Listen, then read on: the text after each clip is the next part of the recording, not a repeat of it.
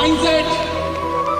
ভগৎ সিং এর ফাঁসি হয়, ভগৎ সিং এর ফাঁসি হয়, বটুকেশ্বর দত্তের ফাঁসি হয় না। বটুকেশ্বর দত্ত দীর্ঘদিন ধরে জেলে বসে কেঁদেছে, দীর্ঘদিন।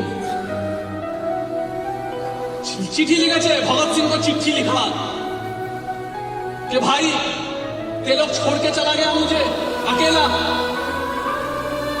তোরা আমাকে ছেড়ে চলে গেলি একলা, তোরা চলে গেলি, আবার আমার কি হবে?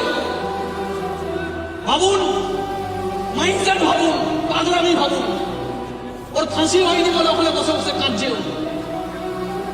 পুরো জীবন শুধুমাত্র হতাশায় কাটিয়েছে, গ্লানিতে কাটিয়েছে, যে কাঁধে কাঁধ মেলে রয়েছে, আমাকে ও ছেড়ে চলে গেল। ওরা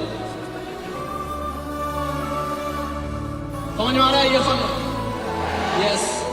जब उनका डेथ हो रहा था, मरने के समय, বটুকেশ্বর দত্ত যখন মরবেন, মরার আগের মুহূর্তে দেশ স্বাধীন হয়ে গেছে, তখন ওই সময়ে একজন মন্ত্রী ওনাকে জিজ্ঞাসা করছে যে আপনার লাইফে আপনি এত কন্ট্রিবিউশন করেছেন, আমরা কি আপনার জন্য কিছু করতে পারি?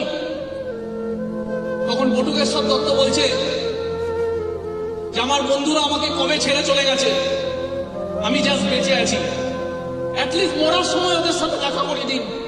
অ্যাটলিস্ট মরার সময় যেখানে ভগৎ সিং এর সমাধি দেওয়া হয়েছে তার পাশে আমার কবরটা খুলবেন, তার পাশে আমাকে জ্বালাবেন। জিতে জিতে ওরা ছেড়ে চলে গেছে, মরার পরে ওকে আমরা ছাড়বো না। মাইন্ডসেট, কি ভালোবাসা! এটা আমাদের দেশ করে, এই দেশ থেকে বেরিয়েছে তারা।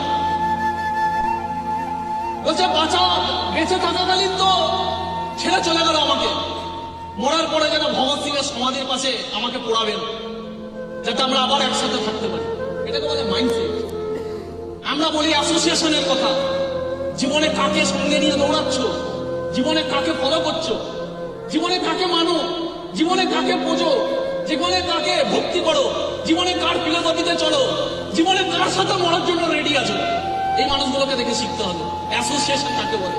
বটুকেশ্বর দত্ত মরার পরেও অ্যাসোসিয়েশন রাখছে কার সাথে? ভগৎ সিং এর সাথে।